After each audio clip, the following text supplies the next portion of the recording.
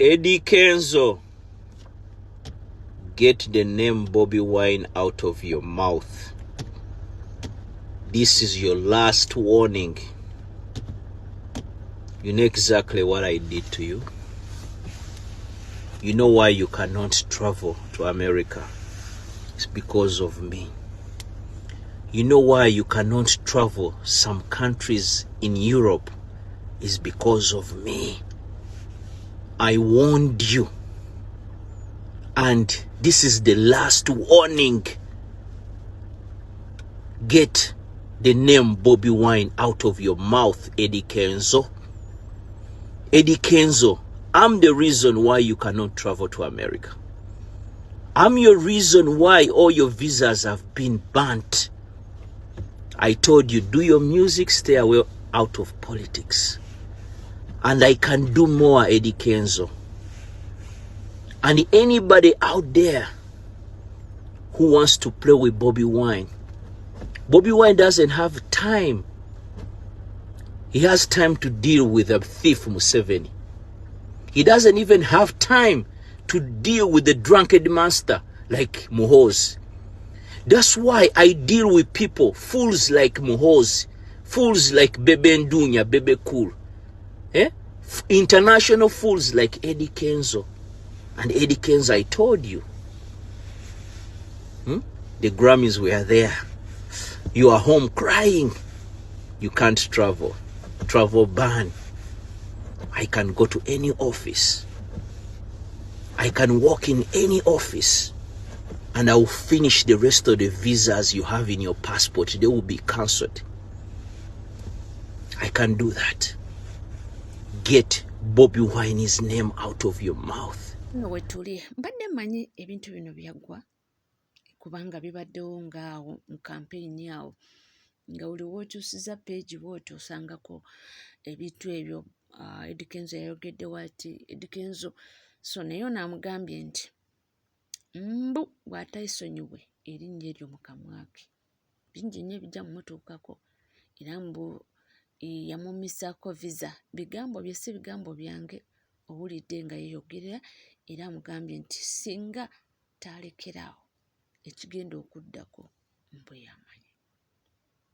Mpolampola tujja kubanga gonna tugakwanga we gali. Nga tweyongerayo mu maaso n'amawulire ag'enjawulo, Junior ye avuddeyo n'abanga agumya eyali planned mukuza naye ebintu byatuuka ne bitatambula bulungi, ndowooza obwamukuza ne bamuggyako. Agambye nti guma ebyo bibaawo byali bimutuuseeko era ye asobola okutegeera Kasuku kyayitamu. Kasuku guma ebyensi bwe bityo nange naffe twafiirwa obulumi bwebwo. Kasuku guma. Just bambi Kasuku guma. My brother, we are with you, tuli naawe. Ojja kugiyita mwene embeera naffe twagirimuuko naye it's really we are so sorry. We know tumanyi kyoyitamu kyo si kyangu banna okufiirwa omuntu gw'oyagala bannange towona. That pain tegenda era tewaba kulimba mbu wofiirwa omuntu gw'oyagala mbu owona. Nedda obwo obulumi bannange tebugenda. You just have to learn oinayiga how you are going to live with pain bambi. Nenga fenna tuyina obulumi.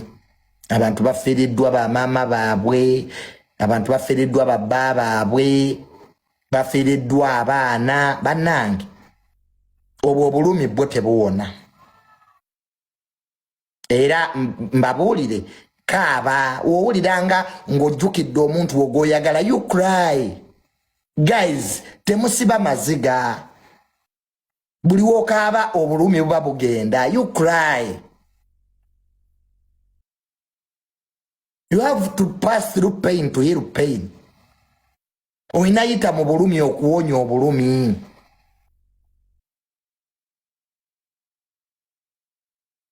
So, kyo kiruma. To lose a loved one. bujjukira maama wo kaaba bujjukira taata wo kaaba nze banneneeka akati nkyakaaba.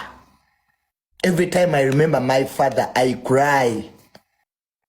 Nziramu nenkaaba buto obulumi ne bunkwata nempuliranga nemmere sikyayagala n'owuliranga ensi ekutamye bannange okufiirwa. It's now 2 years. Ne Junior, I've never healed. I cry every day. Nojjukira omuntu wo nogaba ne singa abaddewo bino tebyandibaddewo. Kale mukaabe guys. Tosiba maziga kaaba ajjukidde maama wo kaaba ate tebadda kyekisinga oluma. Naye nze when nafiirwa ebyanyamba mangu owona, things that helped me to heal, nafuna ebikazi ebinyarwanda 3. Ofuna agakazi nga gasava nga ganyarwanda. Bye nafuna when I lost my dad. Byemu ku byanyamba okuhiiringa nembikuba mu buliri. Nga buli wenkaaba binsirisa. Nga bw'okyuka eno ne kikusirisa. N'okyuka eno woba ofiiriddwa nga oyagala kuwona mangu. Funayo ebikazi ebinyarwanda 2 oba 3 obikube mu buliri. You'll thank me later. Oja kuneebaza oga Junior yampa amagezi. Buli wookaaba nga bikusirisa. Gwe biteeke buteesi mu buliri. Nze kye nakola. That's why nze nayiringa mangu. Era abantu baga Junior yakafiirwa taata wenga ayirinze mangu. Best hotel Busega. Waliwo ebigenda mu maaso era betulina okubanga mpolampola tubibatuusaako. Amawulire agakagwawo ono agambye nti abawagizi ba Justin Namere temwanguyiriza kucelebratinga amawulire gano ga leero. Era ye agamba nti kusinza ku mawulire gayina mbu omukyala Rose yandi twala obuwanguzi bwe. Yes, kakati amawulire ge tulina we Masaka ng'omuwagizi wa Namere ogenda kulindako okujaguza. Ogenda kulindako okujaguza ku nsonga gana amawulire ge nnina tegakufevalinga.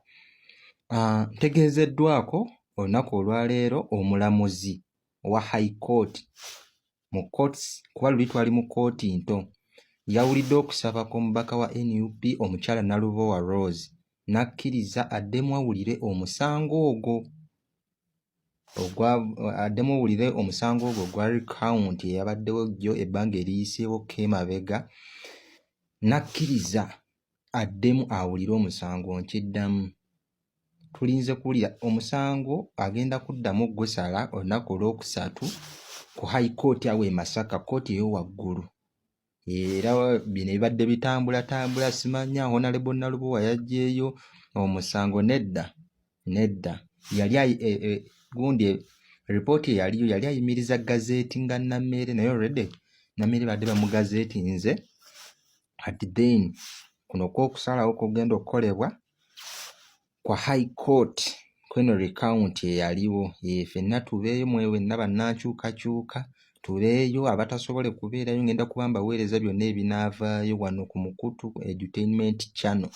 Nga tweyongerayo mawulire g'enjawulo ye omusajja mukulu Fred Kajubirumbu yaviire n'ategeeza nti gwali eyo wenna mbu ng'obadde oba oliyawo olina ky'oyisaawo oba olina ky'olowooza nti ku bano bannabyabufuzi alina pointi ye gy'abadde ayisaawo katuulire ayogera ki oba agamba ki. Buli komuledi yenna ng'oli wankyukakyuka njagala oggyemu feelings ku nsonga z'abakulembeze naddala bakansala ba MP ggyamu feelings. Teekamu omunnyo kuba gogotta amata. Lwaki? Okusinziira ku kigenda mu maaso toddamu kugamba nti ono MP wange. Muleke abantu obufokasi giteeke ku pulezidenti. Muve ku bannabyabufuzi era temuba forcing kuvaayo kukola statement.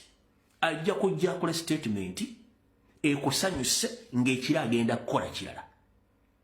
Nkikuddiramu ajja kujja akola statement kubanga omukasi naye ng'ekira agenda kukola kirala. Ng'ekituufu tasobola kikola. Lwaki? Kankuwa ekyokulabirako.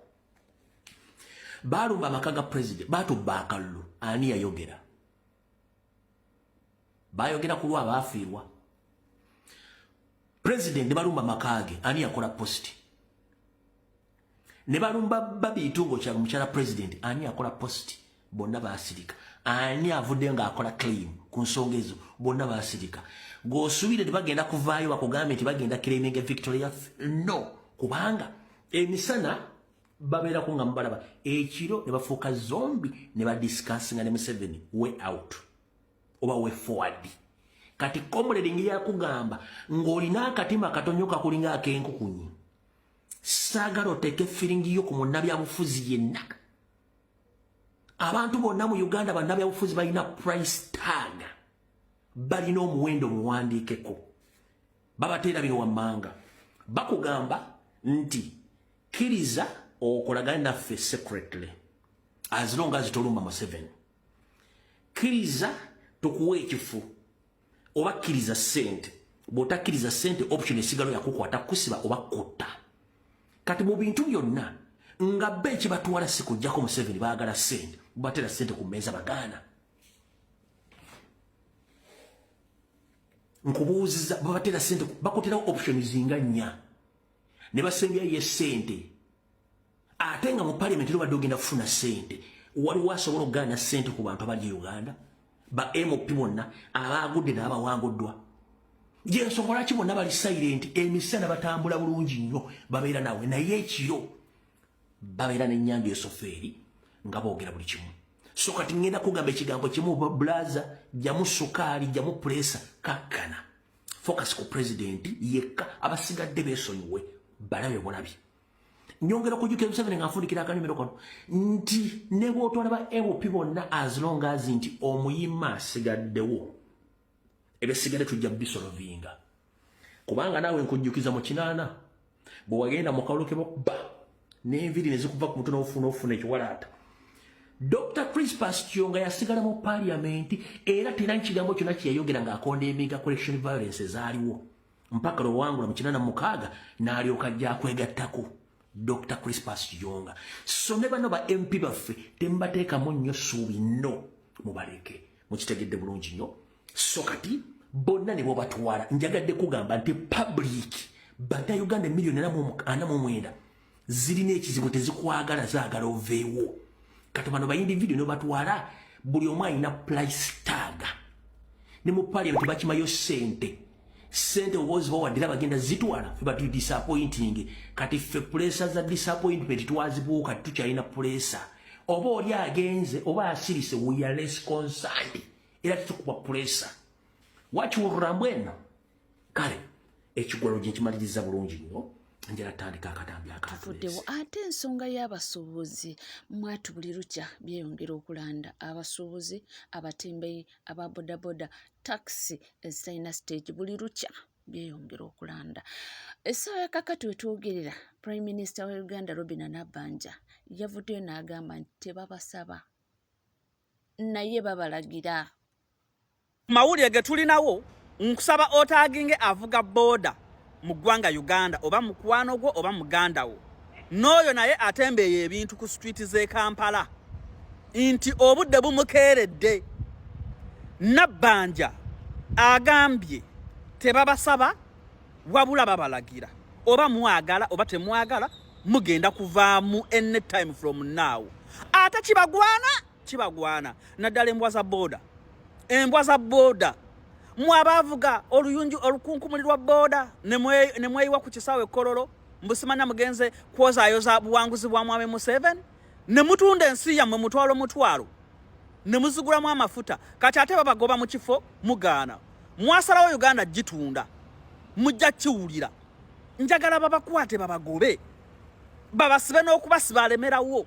Mwabatundira ebintu ku nguudo njagala mufune passport mujje mubonebone nga ffe basekadama musira mutuvuma basekadama bagenda Bulaaya babonaabona njagala nammwe mujje mukirowoozeeko mukakasa nti naffe abali eno tetuli mirembe ani muyinza okulowooza tuli eno twasama mbu tuli mirembe njagala mujje mufiiringa obulamu bwe tulimu sisobola kusaasira munnayuganda yenna nga yeenyigira mu kuwagira mwami Museveni omumulemezaako ekibuga ne kifuuka nga kasasiro ne kifuuka nga ekiralo ky'ente enkuba bw'etonnya n'obula wooyita omusana bwe gwaka enfuufu n'ekukuba muna muli awo muli congested muli babbi mukeera kutubbako masimu kwegamba ekibuga kyafuuka kisasalala yemwe muwagira Museveni tova ku maini olw'okuba mubeerawo ku street ne mutunda obuntu bw'emitwalo 2 ow'amagirita n'ateekawo ow'obubafu n'ateekawo owa toilet paper n'ateekawo mujja kikakasa nti kibuga Kampala kyafunda bakyagalamu bagagga nammwe mukwate ku nnyonyi mugirinnye mujje eno ati mumanyi tubeera mu mirembe bisekadama bibeera eyo ne bibeera mu bed space ne mutuvuma kati mujja kiwulira sisobola kubasaasira ensi yammwe mwagitunda mutwalo gwa mafuta ne babagulira elementi bya yero ne muvuma ne mwasaamirira 2020 boda project ne babawa bilioni za sente kati zibayambye eki mwami Museveni yagamba mwakola sako n'abateekeramu bilioni za sente kati ziriwa mujja kivamu mwagala temwagala ate ne mbali mwezo naye njagala ateekemu stamp muveemu mugenda muboneboneko baana mmwe mpaka munakimanya nti Uganda muyina ogirwanirira buli afunyamu milioni 3 n'agula boda n'agenda okwo n'asimba okwo nga wanise ensigo n'avuma abantu ne muddugala ne mukyumuuka ne muwunya ekibuga kiramba omuntu n'abula ne waayita lwakuba mmwe ne mwekuba obutayimbwa okwetta obwessi effutwa eribaliida ddala abaana ba boda abo abaana b'omukajjaawo mwowino ne musika abantu naffe bwe twali tukolera mu kajja twavaamu ne tubonaabonera eno naffe tetuli mu mirembe mujja kiwulira muveeyo njagala ate tubakwasa ennaku mutukyawe nammwe mwekyawe mpaka we munaakyawe ensi yammwe mutandika ogirwanirira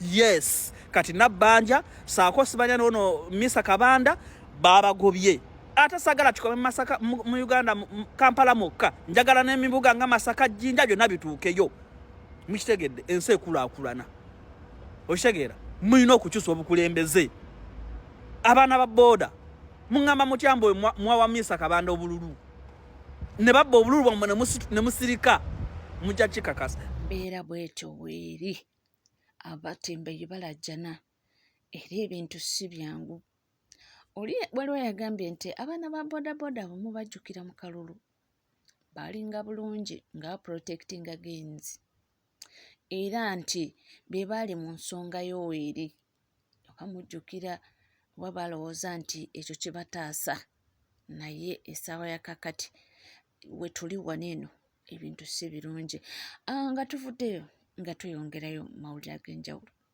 mwalabye ebibooziboozi awo nti Muna 256 ali tumbutumbu ekitali kibi si kibi kubanga mwana w'obuwala nalabyeko waliwo abavuddeyo ne bagamba nti mbu yalinga wano nga demonstratinga ng'alaga nti bisekso yes ndowooza yali alina kyayisaawo ate we kyatuukirira maybe nasetolinga naye ono naye alina kyagamba ku nsonga eyo kubanga waliwo gwe nalabyeko ng'agamba nti amawulire gafuna nti Muna 256 naye ate ng'ajjukira era abaana bazze bakyogera waneno kaakati nze kambabuuze Muna bw'abeera lubuto mu buzibu mu busangawa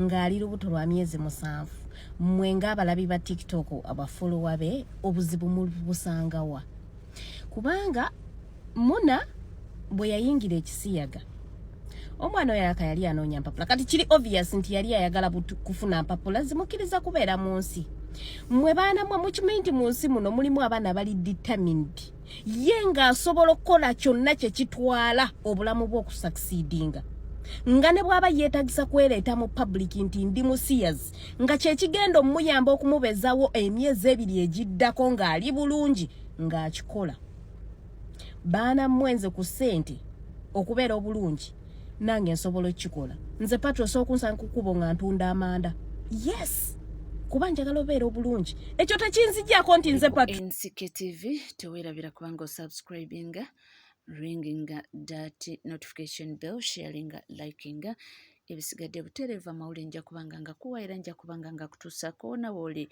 wonna wosinzidde nkugamba bugambye nti gwetuula butuuzikalira nywera buli kye weetaaga okubanga omanya nja kubanga nkikutuusaako bingi nnyo ebigenda mu maaso era bingi nnyo byetunuulidde sigala naffe tovaawo.